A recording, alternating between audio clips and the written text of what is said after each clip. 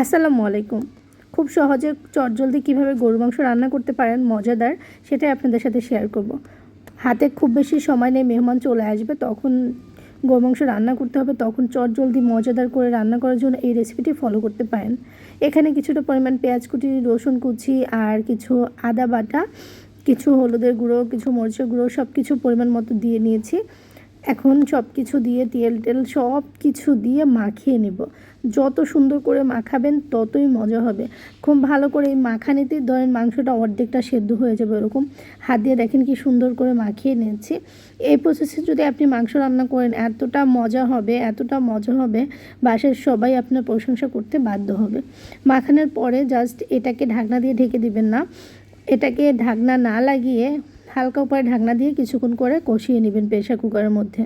কষানোর পরে এরকম ঝোল ঝোল হয়ে আসবে, তখন কিছু কাঁচা মরিচ আর দারচিনি, এলাচ এগুলো দিয়ে দিবেন।